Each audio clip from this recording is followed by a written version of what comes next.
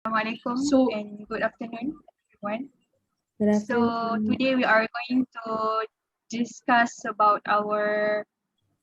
Sorry. For pair two, we'll discuss about their themes. And today we are recording our third video. And we are from LAX2026 group 7. Yeah, we are recording right now. So everyone need to introduce. So my name is Suhastuti Dermawan, 199232. Next.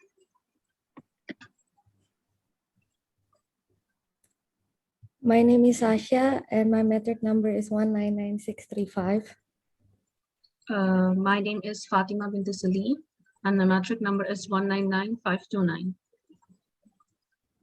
Hi, my name is Nuraslinda. My metric number 187283. Hello everyone, my name is Sahar and my metric number is 195610. Hello everyone, my name is Nihad and my metric number is 191411.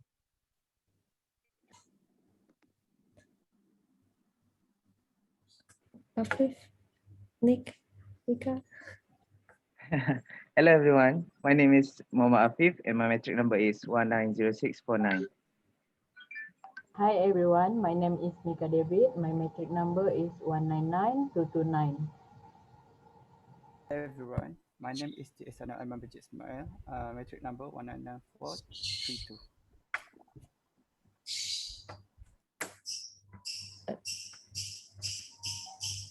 Okay, I think we're Alright. I think I will pass to Sascha and Fatima. okay. Hi everyone. So today we will be sharing about ghost stories. I hope that you guys are all prepared. Since we're doing this at noon, it shouldn't be that scary. Okay, first story will go by to me. I'll be sharing the ghost story about Desa Penari in Indonesia. So basically, Desa Penari is one of the village in East Java. But mysteriously, this village is clearly unknown. So the people who went there are basically chosen. There was Desa Penari, but somehow they gone missing. Like the villager all died mysteriously. And then there's this, there's this ghost or this god who stays there waiting for people to be their wife and husband. So basically, if you enter Desa Penari, you are in another dimension. This happened in real life. Recently, there were four students who explored Desa Penari. It went viral. So when they arrived, the villager picked them up with motorcycles. At first, it was very normal, but when it gets dark, it gets creepier because the villager comes to them and tell them like, "Do you guys want to eat? We will give you food." And then they say like, "Yeah, we're starving." But then the villager come only with monkey heads. So they gave the people monkey heads. They said, "You should eat this lah, this is delicious." But surprisingly, the people were, like smiling in creepy ways. Okay. And then the student ran. They hopped back in their motorcycle and just went back, and they're saying like, "That's crazy, man. They give us like monkey heads. Are you serious? Are you kidding me?" Okay, anyway. And they went back to the village. And then there's this head of the villagers told them that, "Where have you been? You shouldn't be away in the dark. You should be sleeping. There's mysteriously tons of things here." Because when they arrived, there are lots of graveyards that's been covered with black sheet. And surprisingly, the graveyard are the people who used to live there, are all the villagers who live there.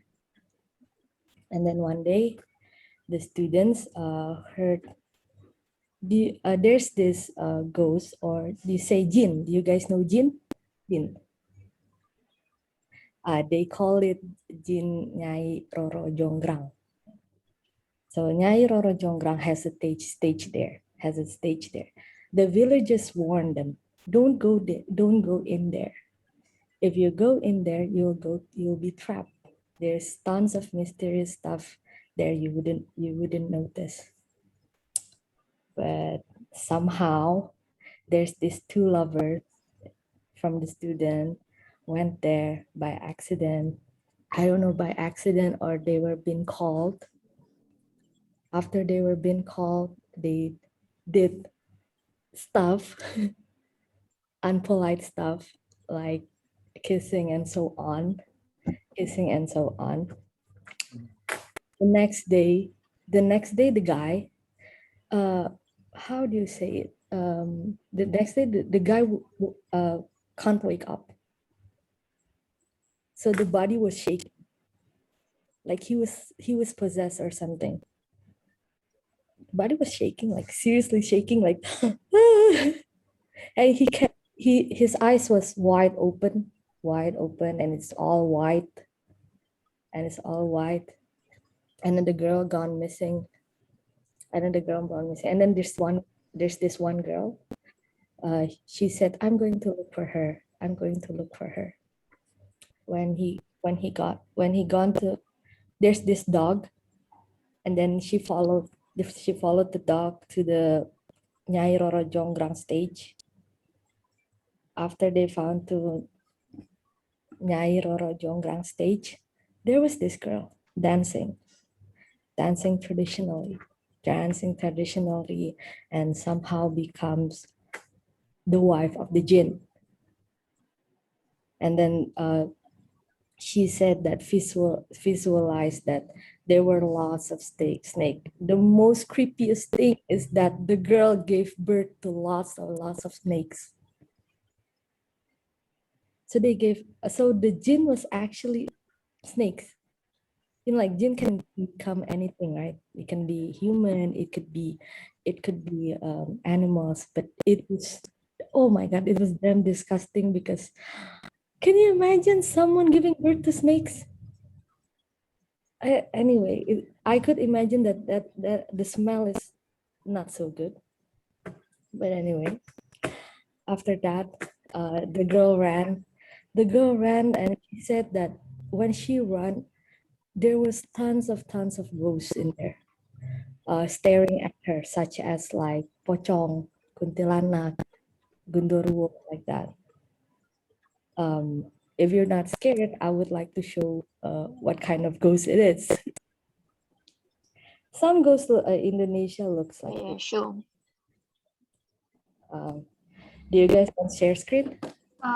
Wait. Are you gonna share screen with us? Yeah. Actually, I already asked Miss. She said that we cannot share screen since we need to see everyone's face. Yeah. Maybe you can describe details. Okay, so actually, pocong is like human, used to be human, covered in white sheet, and then somehow it looks like this. Wait, I'm gonna turn off my virtual background. Somehow it looks like this. Okay, so this is the most. This is like the most common ghost in Indonesia. There are still lots of more that you could guys explore if you came here. And one of the most scariest ghosts that I personally think is this one.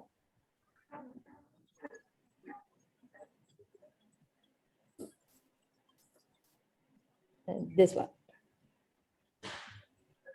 This one is called Kuntil Anak. So whenever you hear a Kuntil Anak, she will always laugh. The less sound she produces, she gets nearer. So the bigger sound she laughed means that she is far away. So thank God if you hear her voice being out loud, then say Alhamdulillah means she's far away. But if she suddenly goes silent, means she's like, I don't know, next to you. The most scariest thing about kuntilanak is that she can, you know, like this, doing like this to you. Okay, anyway. But anyway, after that, it gets interesting in Desa Penari. So whenever after that, the girl gets left behind the village, and then the village mysteriously disappeared, and then the guy got back home to their parents, and somehow the guy woke up for a second before he died. He said that, I'm sorry, I did bad things when I was in Nyiroro Jonggrang stage. I became her husband, and then Ayu, the girl was named Ayu. Ayu gave birth to snakes. It was all my fault, and then somehow he died like that. This thing becomes very popular. So I think that it's important, and there is lots of places like this in Indonesia. So whenever you go to a scary place here in Indonesia, make sure you say, excuse me, or assalamualaikum, or sorry, I don't mean to bother, like that.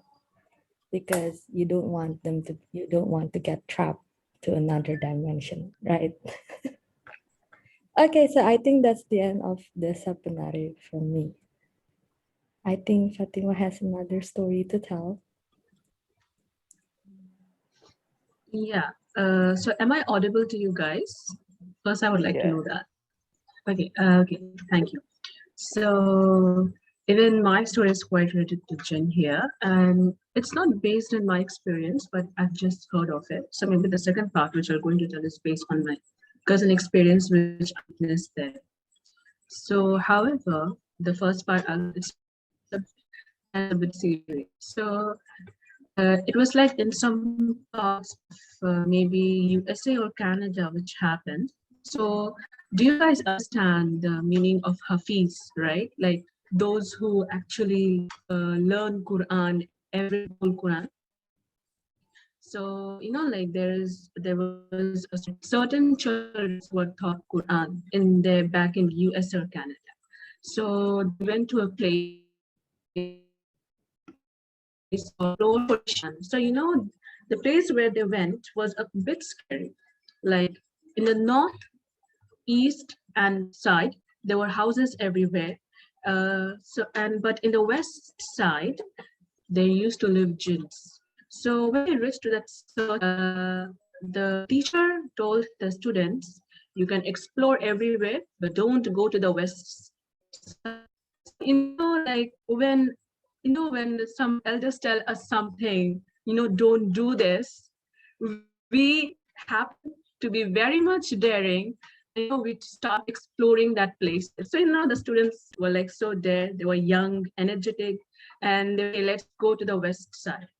So, you know, the west side exactly at 12 a.m. and, you know, suddenly the house started shaking, they were banging, and, you know, all the children, they were like aged 14 and 15, they said jinn, jinn, jinn, jinn, jinn, jinn, jinn, and they ran away. And they started reciting surahs like, you know, like la hawla wala quwwata illa billah, la ilaha illallah Muhammadur Rasulullah, and, you know, like they just ran away. And they went back to their places. So at one morning, you know, what happened is there's a guy, he was like even same age, like 13 to 15 years old. And he was very quiet, you know, like he only knew one part of the Quran, one surah of the Quran. He was very quiet. He did not know how to speak Arabic. He did not know how to speak English. He just started his journey in this part of the mosque with everyone. And, you know, like he never talked with everyone. So somehow he alone went to the west side and he came back. Everything was very normal. Everything was very normal. So in the class, you know, all the students were there. And this guy who did not know Quran much, who just knew one surah, he brought the Quran to the lecture, and suddenly he said to the lecturer in a very confident way, test me. everyone was laughing there. Like this guy who did not know anything about the Quran, and he is daring to the lecturer, telling, test me. So the lecturer was laughing, and suddenly from the Quran, he just opened one page and started reciting one surah, one ayah. And he said, what is the ayah after that? And he kept on reciting the ayah one after another, one after another. Everyone was shocked. So everyone was like, okay, maybe it's a miracle happened, something, maybe Allah gave him a kind of strength to know about the Quran. And okay, everything went normal. They took it very normally and they went to sleep. Suddenly, in the next morning, when they wake up, everyone saw that his one part of his head was shaved and his one part of head was not shaved, and he was just roaming around. So all the students got scared and was like, what happened to this guy? And the lecturer got very angry and he scolded him. He was like, what is your problem? Go and shave another part of your head. So he shaved his head and he went back to sleep. And at night, suddenly, like it was just like a dorm, everyone was sleeping there. Suddenly, like everyone at night came to the corridor running and went to the principal and kept on saying, jinn, jinn, jinn, jinn, jinn. And the lecturer was saying, what's the problem? There's no jinn here, go back to sleep. Again, it happened for second time, third time. And then the lecturer asked, what is actually happening? The guy said that like the boy who was experiencing this paranormal activities, his name was Imran. So he was saying that, like whenever we sleep, we hear someone is dragging a nail with the floor and there's a screeching noise and they are saying, and that the jinn is saying something like Imran. So, like everyone is getting scared. So everyone keeps on running. So, then the lecturer, brought one sheikh, those who perform those paranormal activities to go away. The sheikh came and then, like he brought the guy and he started reciting Quran so that the jinn goes away. The funniest part of this, when he recites a surah and blows to that guy, since that the most funniest part, the jinn who is inside him is Hafiz al-Quran. He knows the whole Quran. So, whenever the sheikh recites a surah in him, he reverses that surah back and he just cuts the effect of it. So, the jinn is not going away from him. Like 1 hour of session, the jinn is not going. So at last the sheikh said the best part of this is actually the jinn is staying in the west side with his family. And his whole family is Hafiz al-Quran.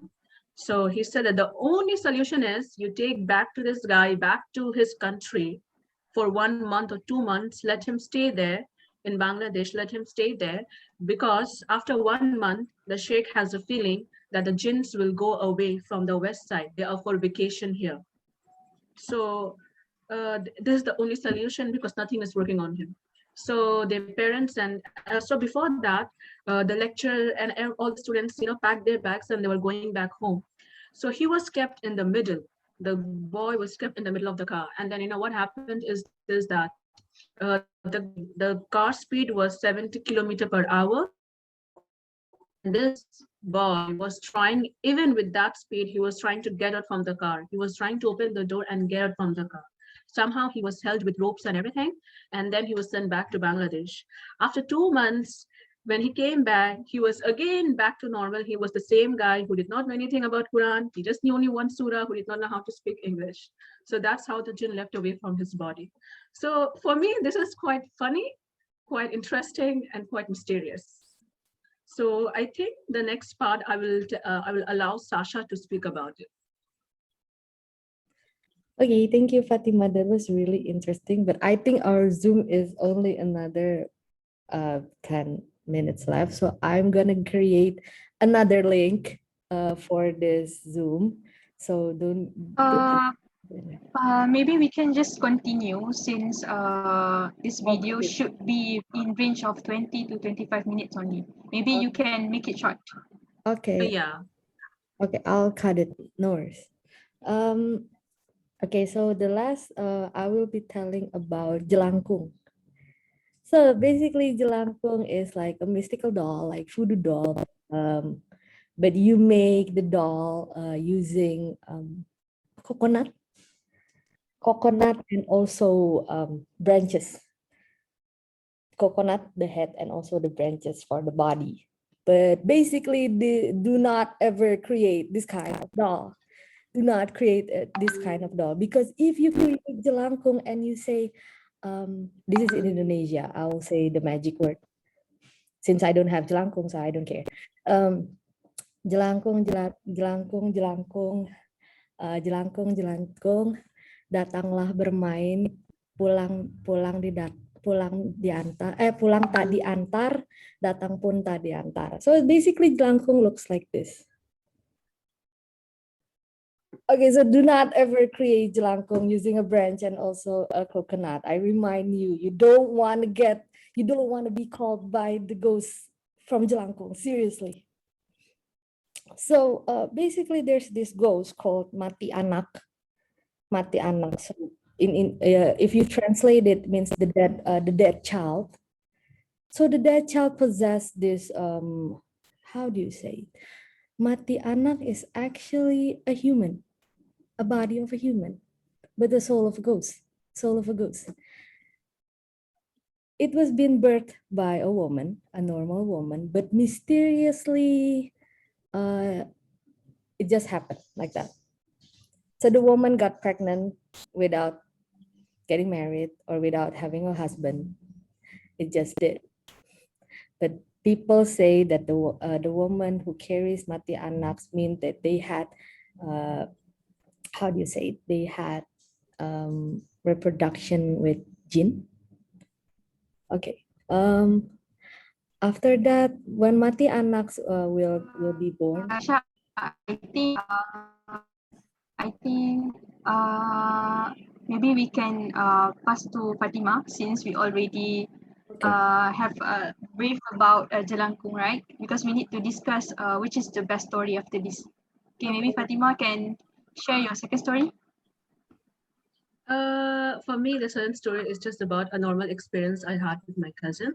So it was like she just went to it was like after Maghrib, she went to the terrace, and then I don't know what happened, and suddenly when she came here, she fainted. So just what happened is that she started acting very weird, and she said, I'm gonna you, and all those stuff, and then she blew some surahs on her, and then she was fine. But after that, what happened is the next day, after a few days, we saw that the bed used to stay wet in her place. The bed used to stay wet, nothing. So it was maybe certain, furniture problems or something. Then after the next day, we saw that, someone is cooking in her kitchen.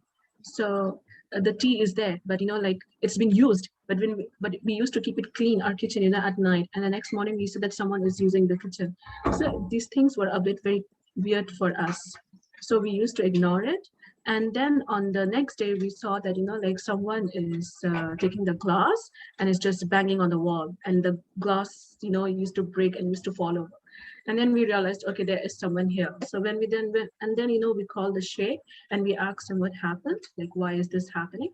And then he said that the place where my cousin had made their own building, the own structure of the building, that area was a passage for the jinns to pass through. So since they blocked that area, now they are causing the problem for them. So later, the sheikh talked with them and with the jinns and just sorted out the matter. So here is the end of the story. And later everything got back to normal. Okay, all right. Maybe Fatima and Sascha can ask everyone opinion, which is the best story for your teams. Okay. Yes, guys. So yeah, maybe know which part of the stories you like between me and Sascha. For me, myself, Hafiz one. The Hafiz story. Who is this? May I know? It was Kak Suha. Yeah, Linda. No, Linda. Yeah. No, Linda, yes. Same goes to me. I would choose the Hafiz story because it's quite funny. Next. And then what about other guys? For me, I will also choose Hafiz also. Hafiz story. Okay. And others? Anyone left? For me, the first story by Sascha. Oh, Okay. Lisa Penari. Okay. Yeah. For me, I think I would choose the history. It was pretty interesting. Okay, thank you guys. Okay, so the best story for their team is that Hafiz story. Okay, maybe you need to title that story.